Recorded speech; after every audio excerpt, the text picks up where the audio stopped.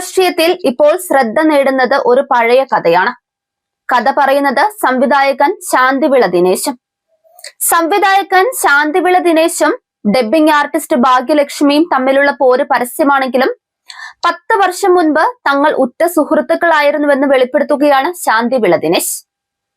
അക്കാലത്ത് തിരുവനന്തപുരം കോർപ്പറേഷനിലേക്ക് മത്സരിക്കാൻ ഒരുങ്ങിയ ഭാഗ്യലക്ഷ്മിയെ ഒരു വലിയ ചതിക്കുഴിയിൽ വീഴാതെ രക്ഷിച്ചത് താനാണെന്നാണ് അദ്ദേഹം പറയുന്നത്. 10 വർഷം മുൻപ് തിരുവനന്തപുരം കവടിയാർ വാർഡിൽ കോൺഗ്രസ് സ്ഥാനാർത്ഥിയായി മത്സരിക്കാൻ ഭാഗ്യലക്ഷ്മിയെ ഒരു പ്രമുഖ കോൺഗ്രസ് നേതാവ് ക്ഷണിച്ചുവെന്നാണ് ദിനേശിന്റെ വെളിപ്പെടുത്തൽ. ജയിച്ചാൽ മേയർ സ്ഥാനം ലഭിക്കുമെന്നായിരുന്നു വാഗ്ദാനം. ഇതിനെക്കുറിച്ച് ഭാഗ്യലക്ഷ്മി അഭിപ്രായം തേടിയത് ശാന്തിവിള ദിനേശിനോടാണ്. അന്ന് ഭാഗ്യലക്ഷ്മി ഇന്നത്തെ പോലെ ബുദ്ധിജീവിയോ സ്ത്രീപക്ഷ പോരാളിയോ ആയിരുന്നില്ലെന്നും പ്രശസ്തി ഉണ്ടെന്ന കാരണത്താൽ ജയിക്കാൻ കഴിയുമെന്ന് താൻ പറഞ്ഞെന്നും പക്ഷെ മേയറാകുമെന്ന് കരുതേണ്ടെന്ന് തീർത്തു പറഞ്ഞെന്നും ശാന്തിവിള ഓർക്കുന്നുണ്ട്. തിരുവനന്തപുരം കോർപ്പറേഷൻ ദീർഘകാലമായി ഇടതുപക്ഷ ഭരണം തുടരുന്ന നഗരമാണെന്നും അവിടെ കോൺഗ്രസ് ജയിച്ചാലും മേയറാകാനുള്ള ഗണിതം യാഥാർത്ഥ്യമല്ലെന്നും ദിനേശ് ഭാഗ്യലക്ഷ്മിയെ ബോധ്യപ്പെടുത്തിയെന്നാണ് പറയുന്നത്.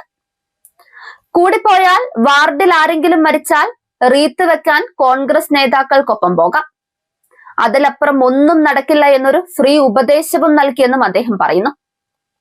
ഇത് കേട്ടതോടെയാണ് കോൺഗ്രസ് നേതാവ് തന്നെ പറ്റിക്കുകയാണെന്ന് ഭാഗ്യലക്ഷ്മിക്ക് മനസ്സിലായതെന്നും തുടർന്ന് മത്സരിക്കേണ്ടെന്ന് അവർ തീരുമാനിച്ചെന്നും ദിനേശ് വെളിപ്പെടുത്തുന്നുണ്ട്.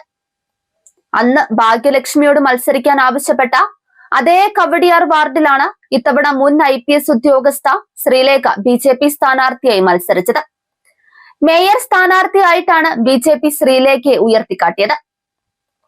പ്രശസ്തരായ വ്യക്തികളെ മേയർ വാഗ്ദാനം പോലുള്ള രാഷ്ട്രീയ പ്രലോഭനങ്ങൾ കാട്ടി തെരഞ്ഞെടുപ്പ് കളത്തിലേക്ക് ഇറക്കാൻ ശ്രമിച്ചുവെന്ന ആരോപണം അന്നത്തെ കോൺഗ്രസ് നേതൃത്വത്തിന്റെ രാഷ്ട്രീയ സമീപനത്തെക്കുറിച്ച് ചോദ്യങ്ങൾ ഉയർത്തുന്നുണ്ട്.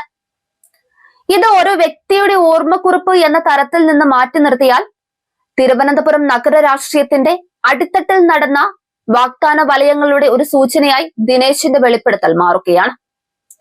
കവടിയാർ വാർഡിലെ ഈ പഴയ കഥ ഇന്നത്തെ തെരഞ്ഞെടുപ്പ് രാഷ്ട്രീയത്തിൽ വീണ്ടും പ്രസക്തമാകുമ്പോൾ കോൺഗ്രസ് നേതൃത്വം അന്ന് നടത്തിയ നീക്കം ഒരു രാഷ്ട്രീയ കണക്ക് കൂട്ടലായിരുന്നോ, അല്ലെങ്കിൽ ഒരു പ്രശസ്തിയെ ഉപയോഗിക്കാൻ ശ്രമിച്ച പരാജയപ്പെട്ട തന്ത്രമാണോ എന്ന് ചോദ്യം ബാക്കിയാണ്.